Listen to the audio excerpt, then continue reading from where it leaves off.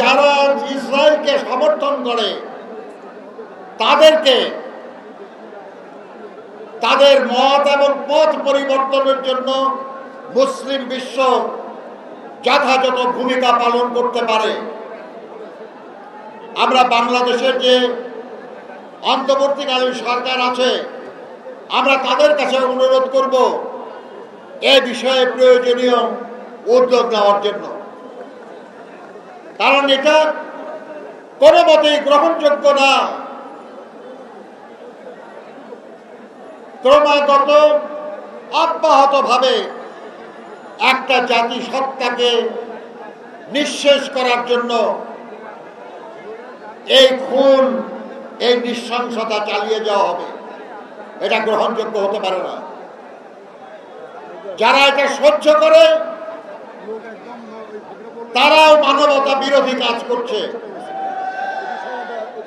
আমরা দাবি করব ইসরায়েলের এই মানবতা বিরোধী অপরাধ দমন করার জন্য যা কিছু করা প্রয়োজন তা করা উচিত।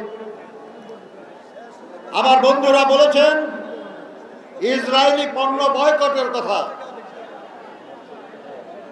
আমি এটা সমর্থন করে বলছি, বয়কট মানে কি?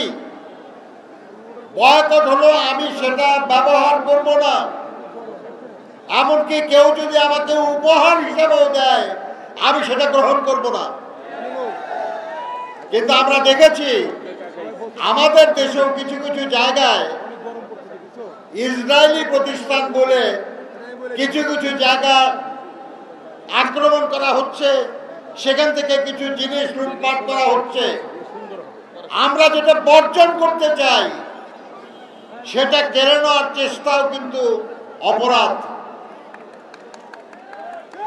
কাজে আমরা অনুরোধ করব আমরা শান্তিপূর্ণভাবে আমাদের হৃদয়ের সবটুকু ঘৃণা দিয়ে, সবটুকু সাহস দিয়ে আমরা ফিলিস্তিনি জনগণের পক্ষে থাকব।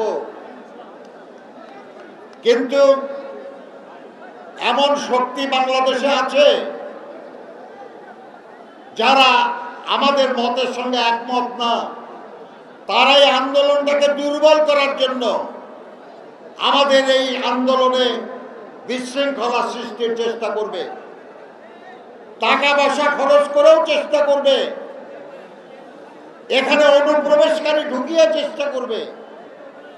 কাজে যদি কেউ কোনো বিশৃঙ্খলার চেষ্টা করে বুঝবেন তারা পতিত স্বৈরাচারের লোক, তারা ইসরায়েলের লোক, তারা ফিলিস্তিনিদের হত্যাকারীদের পক্ষের লোক।